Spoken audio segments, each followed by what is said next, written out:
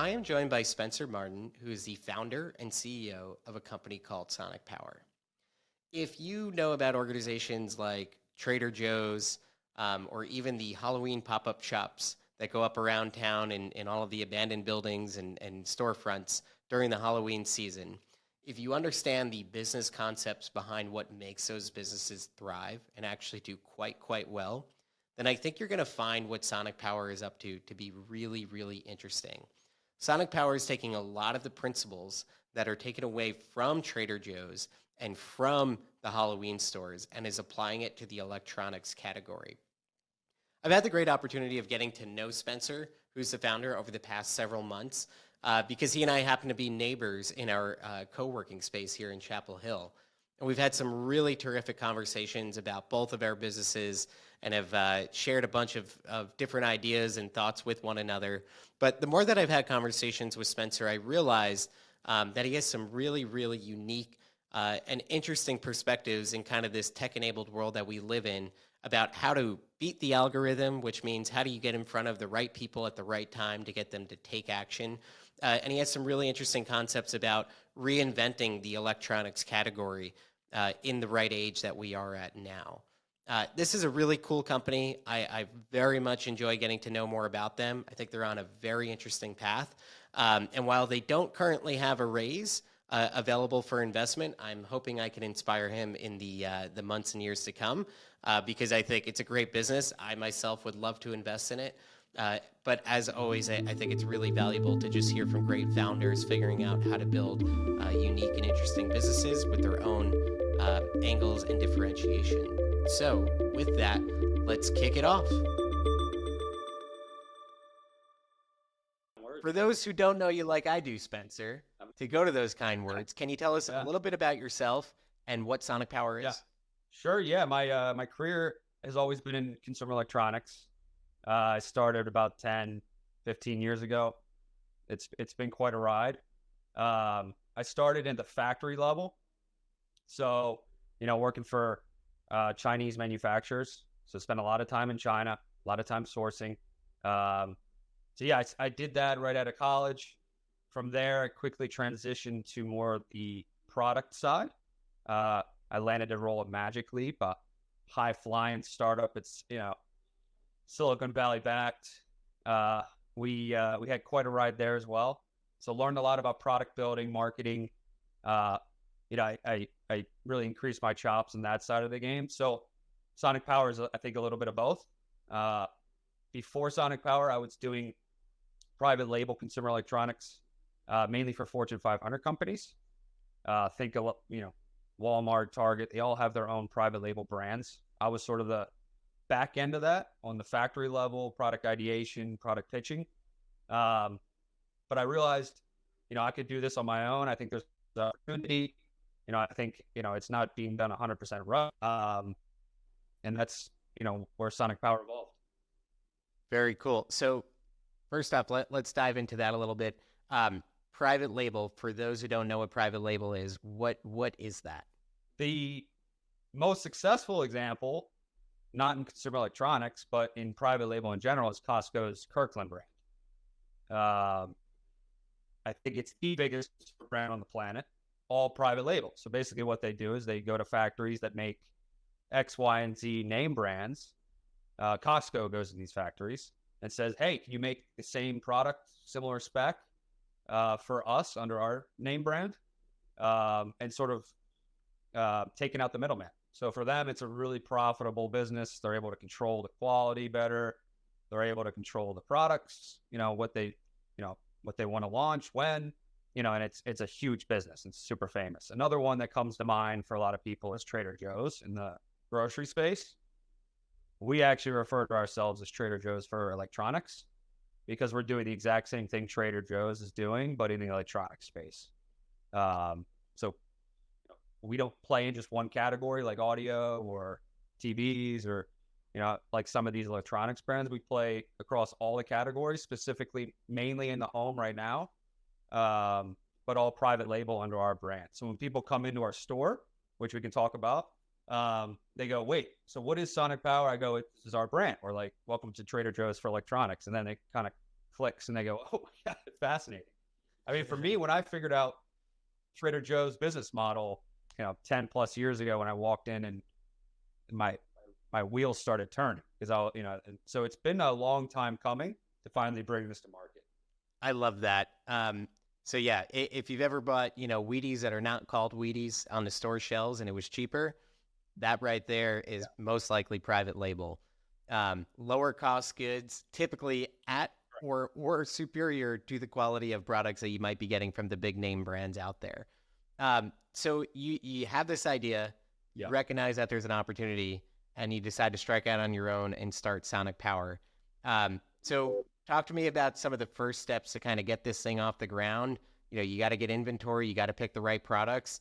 How have you gone about beginning this business and getting it off the ground?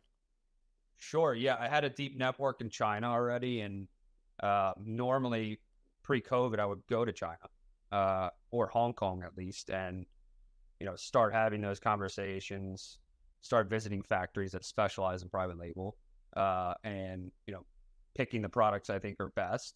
But with COVID, that's sort of when we started and we really got things going. I had to rely on my network and we had to do a little bit of shipping back and forth. So it was a longer process than it should have been. But I was really stringent about, what products made the cut. If I wasn't using it every day, if I wasn't instinctually picking up the product, it didn't make the cut. So it was a long process, and I kind of QA'd and user tested myself and with my family and friends. And we sort of said, hey, what are you picking up? What do you like? What do you not like? And dwindled thousands of samples down to 20, which is what we launched with March of this year. So yeah, that was the start.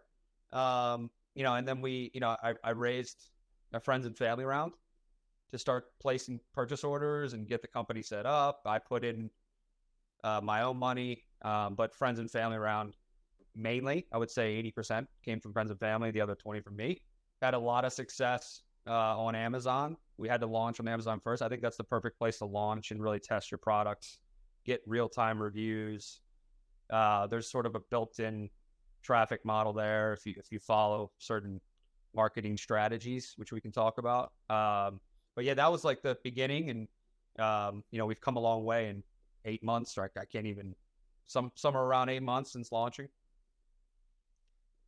So let's talk about the value proposition of your business. So you're coming in with lower cost, competitive electronic goods.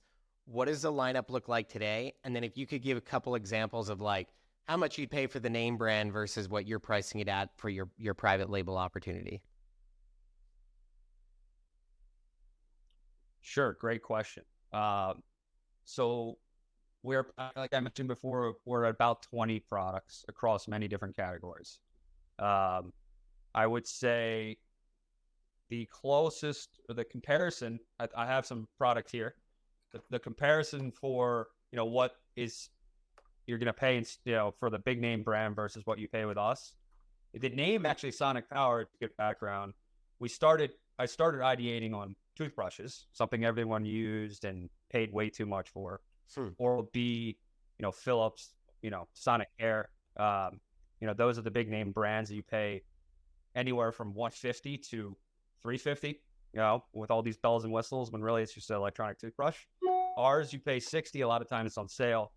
Black Friday, you can get it for, 20, 25, 30, depending on, when, what sales are running. So over half the cost of MSRP.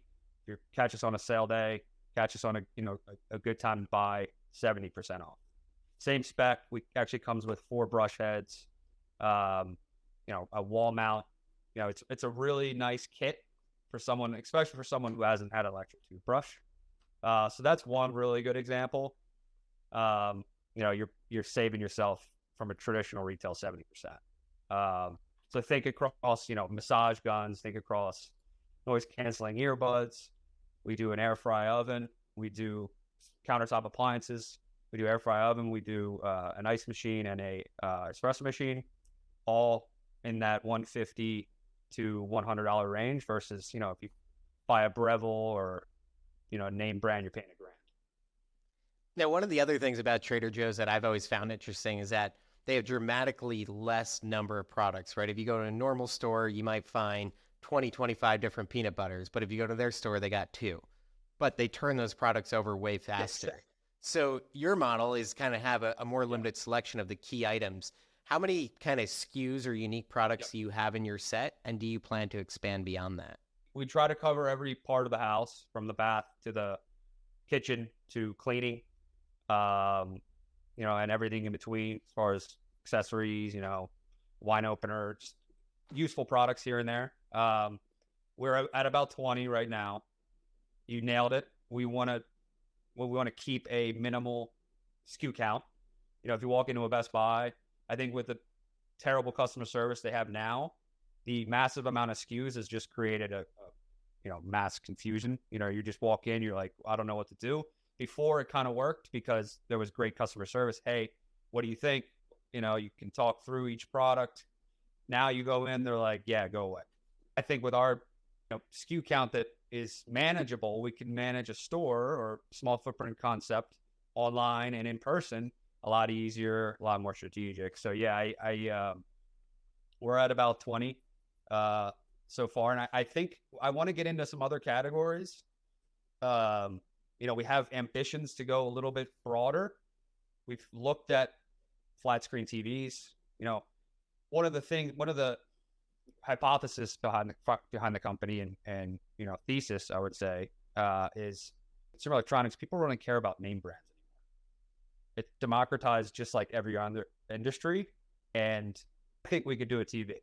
No one comes in and says, "Hey, cool Sony." It's really just sweet 65-inch TV. Everything, the bells and whistles are the same these days. No one really cares. We could do certain things that Best Buy does as well if we do them right. But again, that requires a lot of investment, a lot of capital. So we're very strategic about what categories we get into. But if you're thinking big vision of Sonic Power, think that way a little bit. That's where we want to head.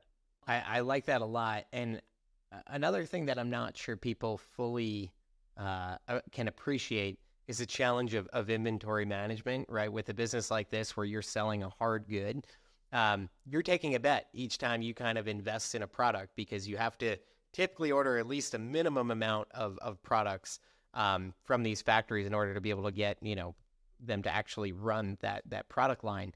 So what has been your inventory management strategy, and how are you finding that going so far? As a hardware consumer business in electronics, yeah, that's huge. I mean, our hair dryer was, let's say upwards of $50 to spend per. And when you add, $1,000, $2,000 minimum purchase order, yeah, it adds up, right? For us, we've had to be really nimble in the platforms that we sell on. Amazon obviously was where we launched and we've done well, but this quarter we've added a lot more what I call, platforms. But they're just, sales distribution platforms. For example, now we're selling on all the morning show platforms, Good Morning America, CBS, NBC Today Show. They have these like e-com platforms. They have a huge channel of email marketing channels. Sometimes we're included in a morning show segment on air. So that's a good way to kind of, if you have some quote unquote dogs, which you always will in a retail business, that's a good way to sort of offload your inventory at cost, sometimes at minimum profit, but it's a good way to kind of have that top line revenue, reduce inventory, etc. Another strategy we're doing, which is what you see behind me, is a pop-up shop. So tier one malls always have a few openings here and there. And by tier one, I mean a mall with an Apple store. That's the easiest way to think about like what's a tier one mall versus tier two. If you remember Sharper Image back in the day, we get compared to them a lot. We have more useful products, products you'll actually use. Sharper Image was gimmicks. But what was great about them is they brought you into the store, massage chairs, etc. You never really bought anything though. So if we're able to get people in with those massage chair type products, right now we're about 90% sell-through rate or 90% conversion rate, for people who get in the store. So once we figure out how to get people in the store, they do a lap, they buy a toothbrush, they buy earbuds, they buy something. So again, we're going to get them in the store. That's another way to reduce inventory.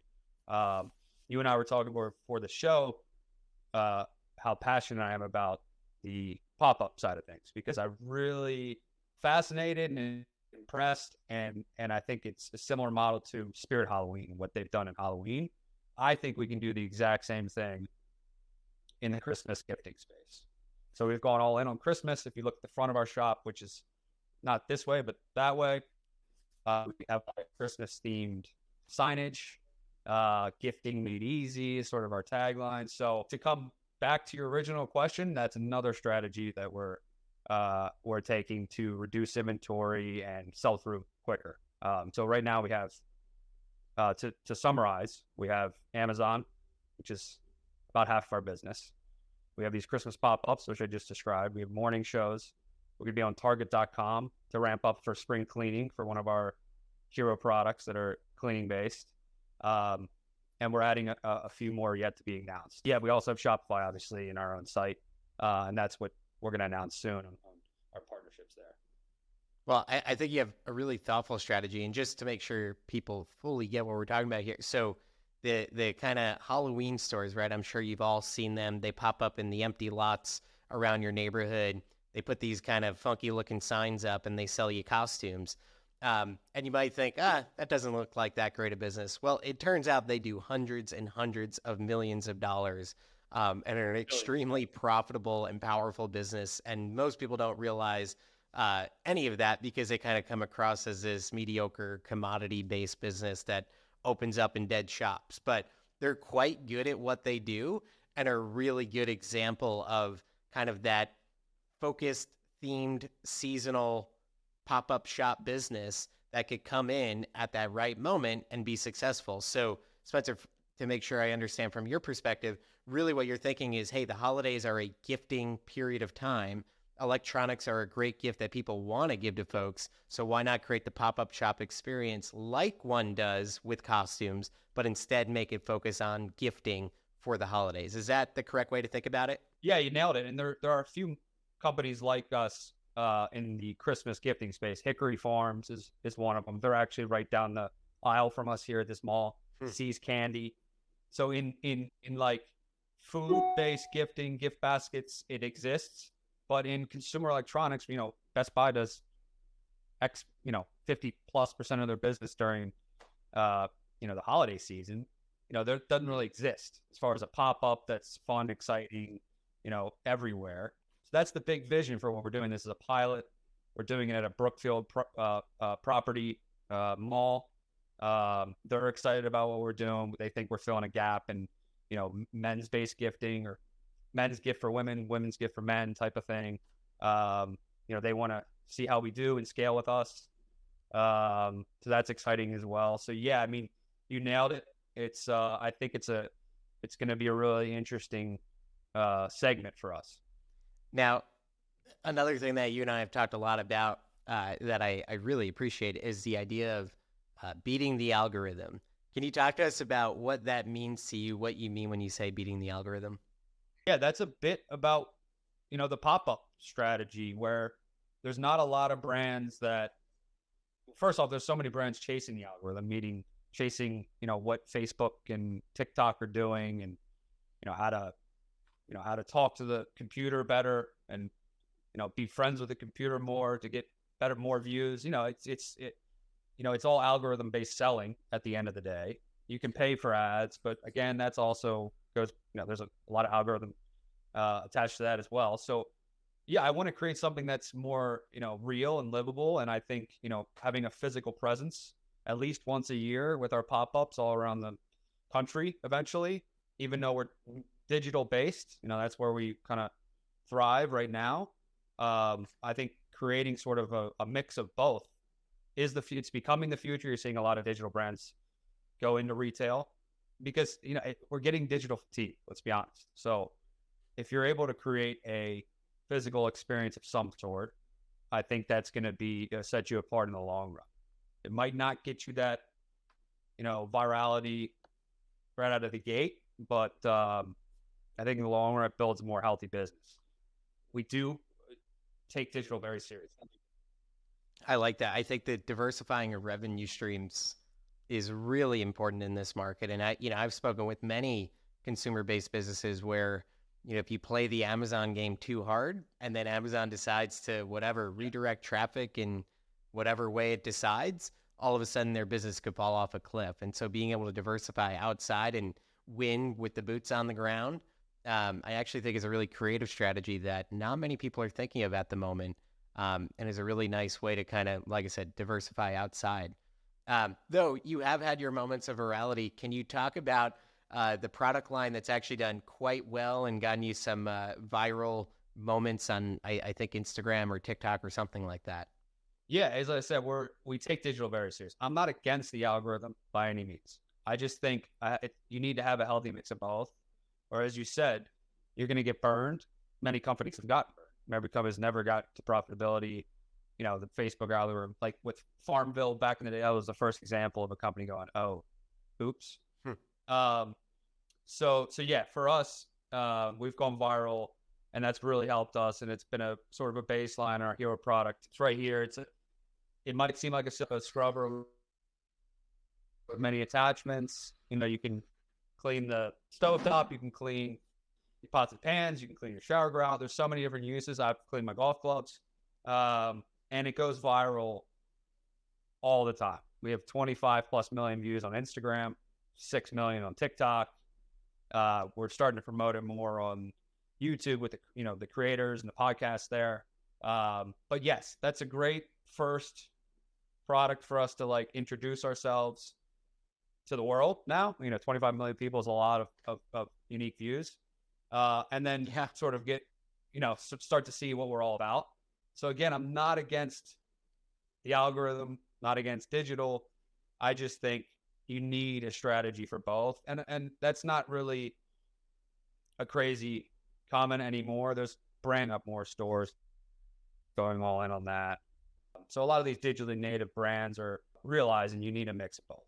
So we're coming at it where I'm doing it all at once, and we're seeing what works and what doesn't, versus like all in on digital and then like 10 years down the road, 5 to 10 years down the road, go retail. I'm kind of doing it all at once, for better or worse. Talk to me about consumer. What does it look like today? Who's kind of your core segment? Great question. It depends on the platform we're selling and the product we're selling. So for the scrubber, it's been stay-at-home moms. For the ice maker, it's been young professional men. For massage gun, it's been grandmothers buying for their children, their grandchildren. Espresso machine, it's been a mix of literally everybody. But also in the store, we have it's a completely different segment of people versus online versus the morning shows, which is mainly stay-at-home moms as well. So it really, really depends. I think we'll start to narrow our audience a little bit more, but right now it's as broad as you can imagine, much like a Best Buy or a Trader Joe's would be. So that seems to be Sure. Where we're headed. What has been a dog in your portfolio, as you mentioned before, that kind of surprised you, that you thought would do really well and just hasn't? Our air fry oven, which is amazing, has been a bit of a dog. I think because it's a crowded space. We thought we were coming out with a unique perspective. We went a little bit more to like men with the colors and the design. It's priced really competitively. It's just been a bit of a dog, quite honestly. So you got to be careful with the countertop appliances. I think we're learning a lot there. It's a big buy. Logistically, it's tougher to figure out. We're not going away from it. I just think we're going to get a little more strategic, and we're learning a lot there. Now, you kind of launched the business 8-9 months ago now. What has been the greatest challenge that you've experienced? I mean, I know there's all the traditional ones that a founder may think about, but what's one that kind of surprised you as well getting into this? Managing the books while I'm doing everything else has been a challenge. We have an accountant. We have an accounting team that helps us. I've been pretty hands-on with that. That's a full-time job, man. I mean, like really cash flow, inventory management, all that stuff is no joke. You're talking a lot of money, talking unexpectedly time consuming. But I think that was just a little naivety coming into this, and I've learned so much. I manage it really well now, but for first 6 months, I'm like, I don't know how I'm going to do all of this, because I am a one-man shop here in the States. We want to grow the team next year. We have our two sourcing agents who are on the payroll in China, but from U.S. operations and just day to day, it's me. Yeah, you've certainly run lean, and I think that's been a wise move, especially in this market. And you guys have had some really impressive sales. What would success look for you in the year kind of 2024 and looking out even into 2025? Success would look, to continue to scale the hero products. I want to go more all in with the scrubber and just kind of create a nice base there. We have a viral product. People love it. It's not just because it's viral and unique. People actually love it. It has refill opportunity, just much like, razor blades or toothbrushes. We have a large wholesale order that PO is coming any day now that we have to fulfill and make happen. So that's going to be a big, check to success, and continually to, figure out our Amazon strategy as well is important. We haven't done any PPC, any traditional digital media. Once we figure out that formula, that's a success for us. I think it'll sort of just print money. I think if you're looking for numbers, I'm happy to share that. But as far as just kind of strategically, getting more mature from our product portfolio perspective and, doubling our revenue, I think will be a success. And do you look at this as a lifestyle type business, or do you see a kind of a path to exiting this business in the years to come? I'm constantly thinking about how do we scale this effectively, efficiently, profitably. That's the goal. So whether it's an exit or a healthy business that's, doing 100+ million and 30% margins, and that's where we're headed. So all the decisions sort of I've been making and piloting are headed in that direction when we're ready. Love it. Well, I know you don't have a raise currently live or available to the general public, though hopefully our conversations can inspire you towards that in the future. But in the meantime, if folks are interested in checking out your product lineup, or even in purchasing some of your products, where can they go? What should they do? If you want to find sort of a general place, social media wise, follow us on Sonic Power on Instagram. It's a pretty active account. And our website is sonicpower.co. Nice. And if you're in our neck of the woods down here in the Chapel Hill, Durham area, the South Point Mall has a lovely Sonic Power store as well if you want to check that out.